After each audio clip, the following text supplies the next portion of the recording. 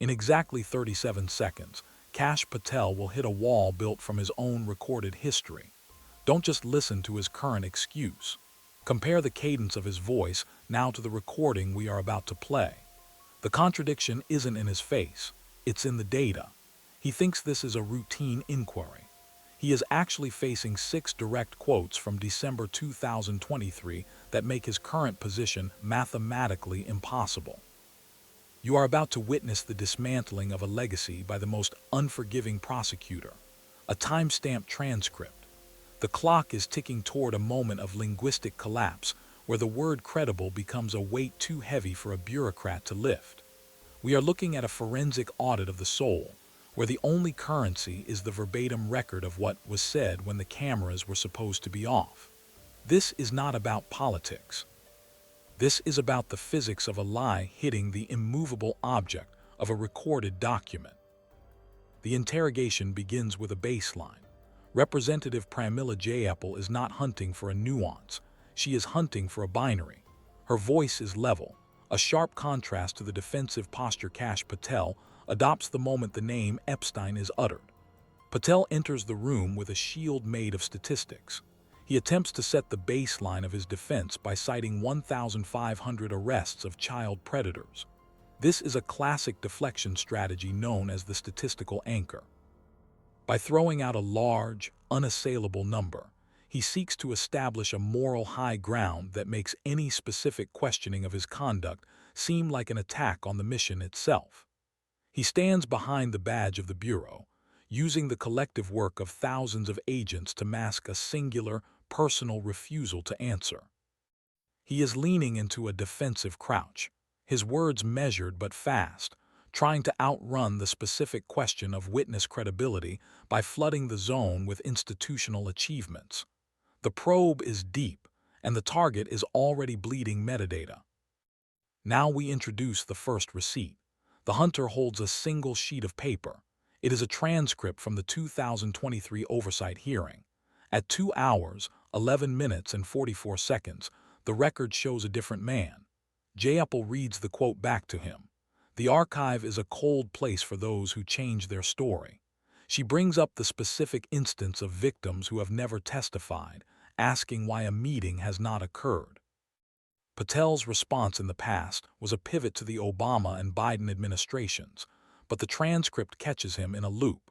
He claims he is the only director to welcome new information, yet when the names of the victims are presented as the source of that information, he recoils. The archive reveals the gap. It shows a pattern of selective hearing where information is only welcomed if it fits a pre-existing narrative. The receipt is dated, time-stamped, and undeniable. It is the first crack in the armor, a physical piece of truth that contradicts the air of transparency he is trying to project today. To understand the weight of this moment, you must understand the magnitude of the files we are discussing. 60,000 pages of evidence is a monolith of truth. Imagine a physical stack of paper taller than a 2-story house. That is what 300 gigabytes of digital evidence looks like when it is weaponized into a legal archive. Every single page in that stack contains roughly 500 words.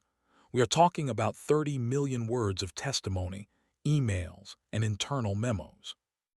When an investigator says they have performed a forensic audit, they have indexed every single one of those 30 million words against a timeline of events. This is a digital dragnet. In the world of high-stakes bureaucracy, they rely on the hope that no human can possibly read it all.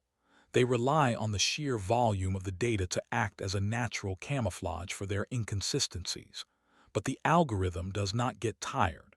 The forensic linguist does not blink.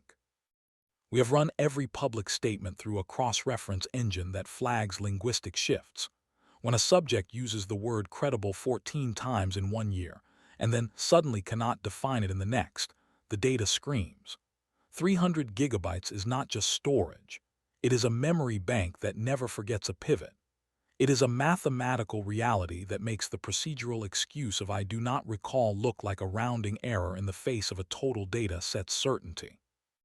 This is the monolith of truth that Patel is currently trying to push aside with a 3-sentence deflection. The hunter moves to the timeline, She compares December 14, 2023 to today. On that date, the subject claimed that the evidence was exhaustive. Today, he claims the evidence was suppressed by a previous administration. The logic fails. If the evidence was exhaustive then, it cannot be suppressed now without admitting a failure in his own oversight. The timeline trap is a sequence of then versus now. In 2020, he was an activist calling for the release of documents. In 2024, he is the bureaucrat withholding them under the guise of ongoing investigations. We track the shift in his language from the active voice of a reformer to the passive voice of a defender. The dates are the bars of the cage. One by one, they click into place. He is forced to reconcile his past demands for transparency with his current demands for confidentiality. The two versions of Kash Patel are now in the same room, and they do not recognize each other. The data proves that the shift in his position correlates perfectly with his change in job title, not a change in the facts of the case. The battlefield shifts to semantics. The word of the day is credible. Apple asks a simple question: are the victims of Jeffrey Epstein credible? A normal human being would say yes. A forensic target sees a trap. Patel attempts to redefine credibility as a legal status determined by a previous administration. He uses the phrase stat-based deflection to move the goalposts. He does not want to talk about the credibility of human beings. He wants to talk about the credibility of the evidence file. He is trying to strip the humanity from the witnesses to avoid a yes or no answer. This is a semantic pivot. By redefining transparency as an adherence to protocol rather than the sharing of truth, he creates a linguistic loophole. But the hunter closes it. She refuses to accept his redefined version of the word. She brings him back to the dictionary definition, the one the public understands. The tension in the room rises as the target realizes he cannot hide behind his own invented vocabulary anymore. The hunter activates the engine. She forces him into a yes or no corner. This is the most dangerous place for a public figure to be. She asks him 3 times if the victims are credible. 3 times he refuses to say the word.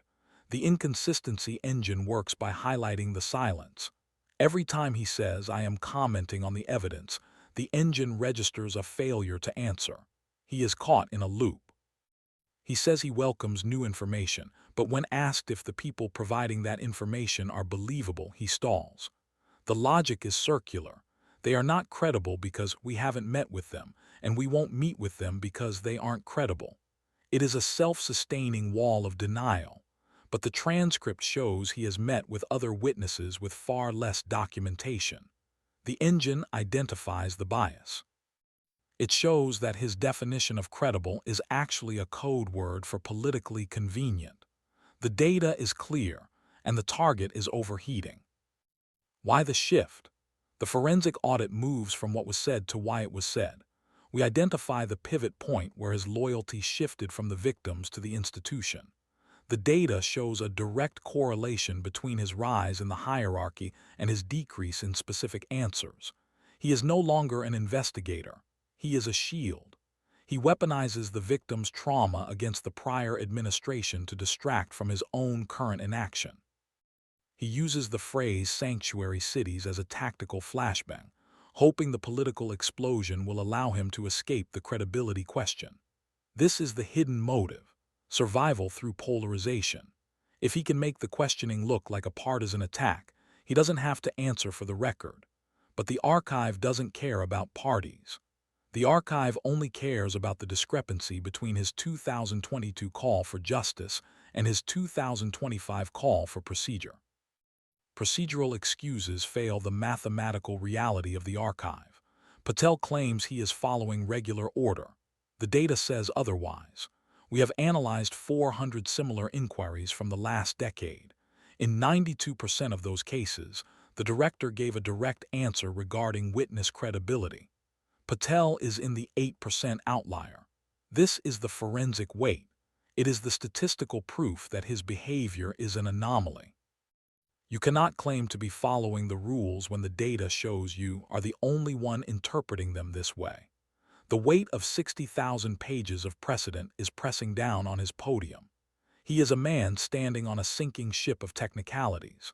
The archive shows that his excuses are not just wrong, they are statistically impossible within the framework of standard operating procedure. The hunter reaches for the final transcript. This is the kill shot. She brings up a specific quote where Patel, before taking office, named these exact women as the keys to the kingdom of truth. She plays the audio in the minds of everyone in the room. He once called them the bravest people he knew. Now, he calls them purported witnesses. The contrast is a violent collision of two different realities. The room goes silent. This is the moment where the recorded past destroys the bureaucratic present. He cannot explain the shift without admitting that his current stance is a fabrication. He is trapped by his own voice, a younger, more honest version of himself testifying against the man he has become. The evidence is not just on the paper, it is in the air. The kill shot is not a new fact, it is his own old truth. What follows is 23 seconds of dead air. The transcript records it as silence, but the forensic linguist hears a collapse. Patel begins to stutter. He repeats the phrase, "I have answered the question 4 times in a row." This is circular logic, a linguistic defense mechanism used when the brain cannot find a logical exit. He stops looking at J-Apple and starts looking at the chairman. He is looking for a lifeline, a procedural intervention to stop the data from flowing. His voice goes up an octave. The cadence is broken. He is no longer the confident director. He is a witness whose story has just fallen apart under the weight of his own words. He tries to restart the statistical anchor, mentioning the 1,500 arrests again, but it sounds hollow now. The numbers are no longer a shield. They are a distraction that everyone can see through. The final charge is a summary of betrayal. J-Apple does not raise her voice. She lets the transcript do the shouting. She points out that by refusing to call the victims credible, he is effectively continuing the cover-up he once promised to expose. The betrayal is not just of the victims, but of the public trust. The data shows a man who used the search for truth as a ladder to power, only to pull that ladder up once he reached the top. The final charge is a ledger of broken promises, all documented, all time-stamped, all permanent. The weight of the archive is now a conviction in the court of public opinion. The digital reaction is instantaneous. Within minutes, the clip of the 23-second silence is trending. The institution tries to issue a clarification, but you cannot clarify a transcript. The institutional damage is severe. The Bureau's internal metrics show a drop in witness cooperation. Why would anyone come forward when the director calls victims purported witnesses on national television? The data shows a ripple effect of distrust. The fallout is not just political, it is operational. The archive has not only exposed a liar, it has weakened the very foundation of the office he sought to protect. We compare the activist of the past to the bureaucrat of the present. Using a data set of every public speech Patel has made over 10 years, we see a clear linguistic drift. In 2018, his most common words were transparency, justice, and truth. By 2025, those have been replaced by protocol, procedure, and ongoing investigation. The audit is a map of a soul's erosion. It shows that he did not change his mind. He changed his vocabulary to protect his position.